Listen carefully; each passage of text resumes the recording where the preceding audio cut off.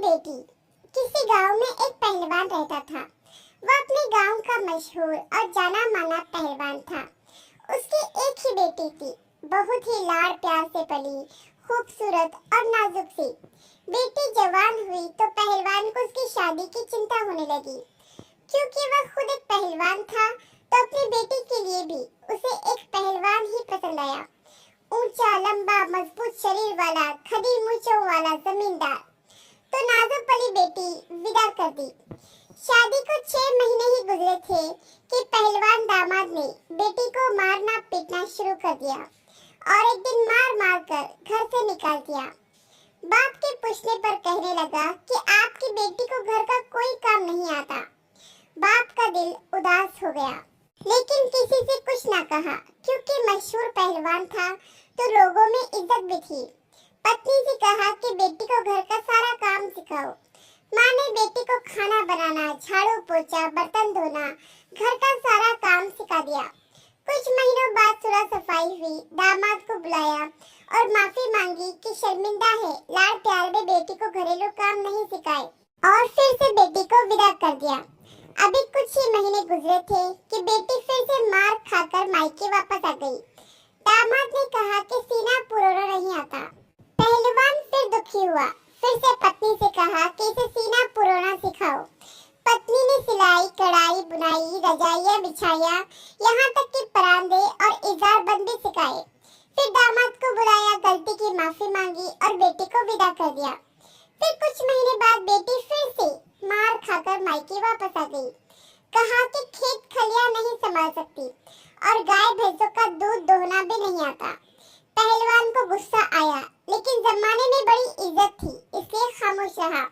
बेटी को साथ ले जाता, खेती बाड़ी के काम सिखाए, गाय भैंसों का दूध दोहना भी सिखाया और फिर से बड़ी दुआओं के साथ बेटी को विदा कर दिया।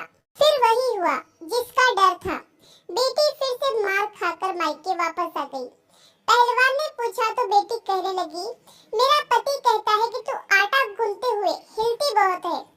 पहलवान को अब सारी बात समझ में आ गई कि दामाद को तो आदत पड़ गई थी पत्नी पर हाथ उठाने और रौब जमाने की। पहलवान ने कहा, बेटी मैंने तुझे सब कुछ सिखाया, लेकिन वही चीज नहीं सिखाई जो सिखाना चाहिए था। बेटी कुछ ना समझी। कुछ दिनों बाद पहलवान के दामाद को लगा कि बहुत समय हो गया है। ना ससुर ने माफी मांगी और ना ही बेटी को विदा किया, तो वह खुद ही अपने ससुराल जा पहुंचा। ससुर ने दरवाजे पर ही रोक लिया और कहा, इन्हीं पैरों पर वापस चला जा। आज की तारीख याद रख, पूरे 2 साल बाद वापस आना और अपनी पत्नी को ले जाना। अगर उससे पहले तू यहाँ आया तो तेरी टांगे तुड़वा कर वापस भेजूंगा। ससुर की बात सुनकर दामाद डर गया और वहाँ से वापस चला गया। समय बीतता गया। पहलवान अपनी बेटी को सवेरे सवेरे सूरज निकलने से पहले ही खेतों में ले जाता और सूरज निकलने के बाद घर वापस भेज देता। पत्नी ने कई बार पूछा, लेकिन पहलवान ने कुछ नहीं बताया। 2 साल पूरे हो गए। दामाद बेटी को लेने आया तो खुशी खुशी बेटी को विदा कर दिया। कुछ ही दिनों बाद पहलवान दामाद ने आदत से मजबूर चीखना चिल्लाना शुरू कर दिया और मारने के लिए पत्नी की तरफ हाथ बढ़ाया, तो पत्नी ने भी किसी मंजे हुए पहलवान की तरह पति को ही उठाकर पटक दिया और कहा, तू जानता है ना मैं बेटी किसकी हूँ। वह समझ गया कि अब की बार 2 साल में पिता ने बेटी को क्या सिखाकर भेजा है।